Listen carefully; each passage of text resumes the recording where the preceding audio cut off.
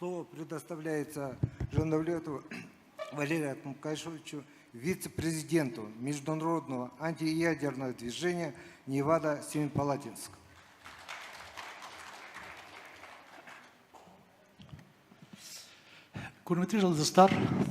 Дорогие друзья, сегодня практически в каждом выступлении отмечалась роль Алжаса Омаровича как создателя Международного антиядерного движения Невада-Семипалатинск и его неповторимая, незабываемая роль во главе нашей организации. И поэтому, наверное, многие из вас знают, что Алжас Омарович считает организацию антиядерного движения своей лучшей поэмой. И это действительно так. Я не буду подробно останавливаться на всех моментах, которых сегодня или вскользь, или напрямую упоминали, только подчеркну несколько основных, я считаю, основополагающих моментов в его заслугах за безъядерный мир. Ну, вы прекрасно знаете, что народ Казахстана 40 лет обманывали, 40 лет проходили испытания, 40 лет никто громко не мог сказать. Безусловно, и военно-промышленный комплекс, и секретари обкомов знали, что при каждом взрыве на полигоне происходит взрыв ядовитых газов, выброс радиации. И если до 1963 года только, значит, в атмосфере испытывали и произошли такие колоссальные потери для нашей страны и соседних стран, что, ну, представьте себе, за эти годы взрывов было 2500 раз больше. Это я просто напоминаю, кто эти цифры немножко подзабыл. 2500 раз больше, чем взрыв над Хиросимой. 20 килотонн. Я уже не говорю о других испытаниях термоядерного оружия.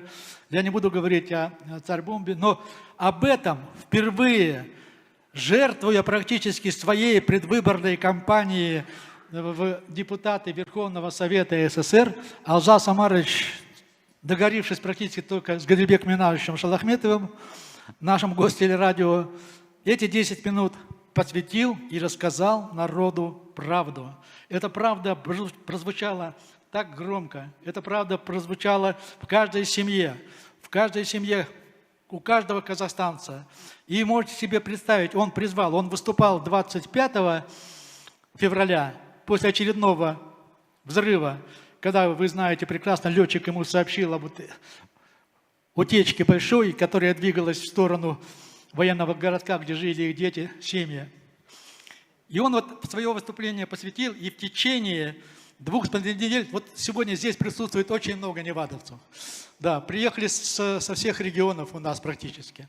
И он посвятил это выступление, и через 2,5 недели могут вам подтвердить, вот ветераны, в его кабинете не было места от всевозможных тетрадок, от всевозможных ватманов, от всевозможных больших, огромных простыней таких, где стояли подписи с телефонами, с фамилиями, которые требовали закрытия ядерного полигона.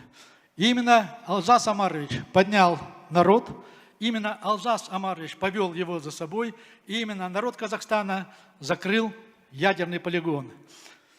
И очень коротко упомяну несколько моментов. Вы знаете, сегодня упоминался, и даже на экранах проскочил, правда, первый конгресс, который собрал Алжас Омарович, но мало кто знает, что он пробил такие важные моменты, выделил специальный самолет через министра.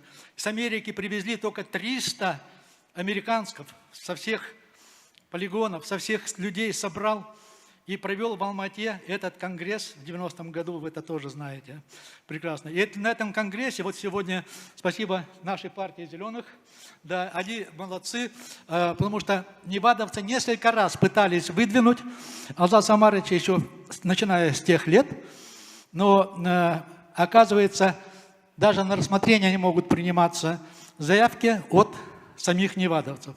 Должна быть какая-то, вот поэтому партия «Байтак» очень хорошо нас поддержала. А первый раз, спасибо партии «Байтак», он, правда, побежал. вот, я возвращаюсь к тому первому конгрессу. Я уже не буду говорить про альянс, который создал, атомный альянс, который Алжас Омарович создал, и практически довел до победы, до парламентов решение о запрещении ядерного оружия. Ну, если бы вот Ельцин в свое время не развалил, конечно, он бы довел это дело до конца. К сожалению, время, видите, было упущено. Миг демократии, как он говорит, был упущен.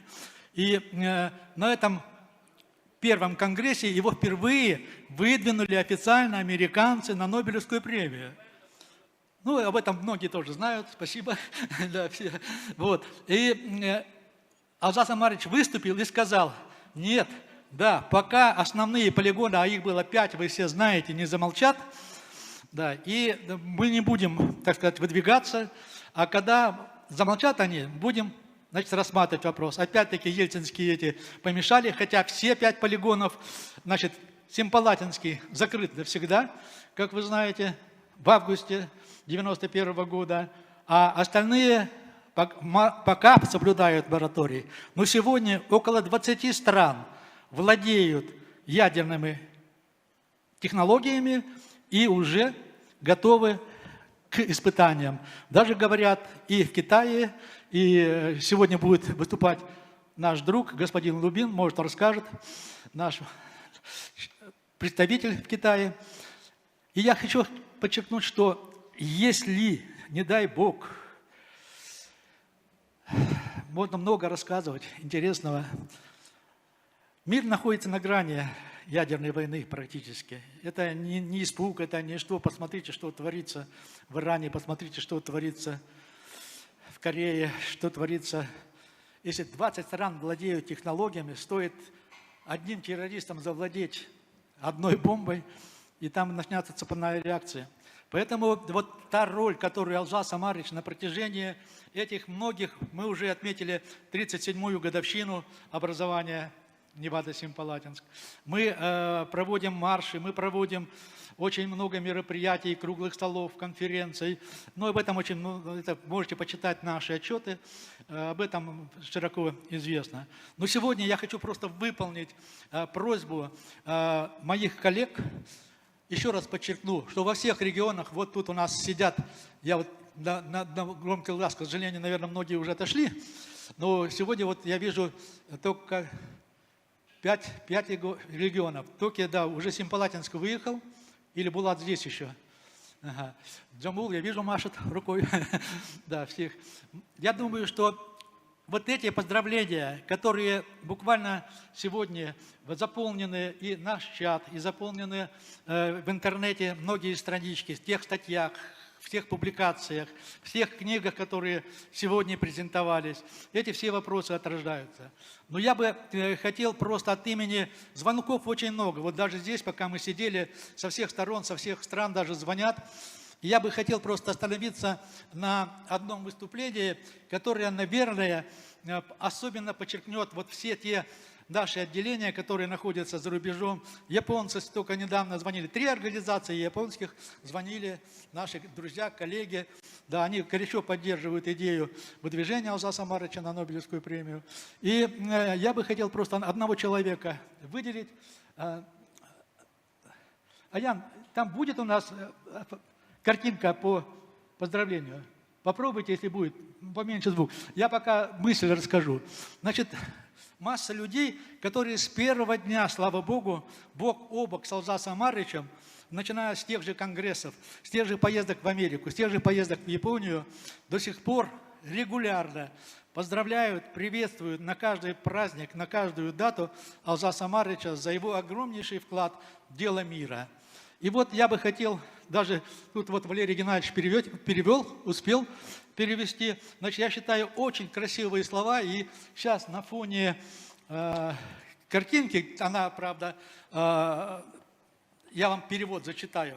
И он отражает всех наших представителей в странах ближнего и дальнего зарубежья.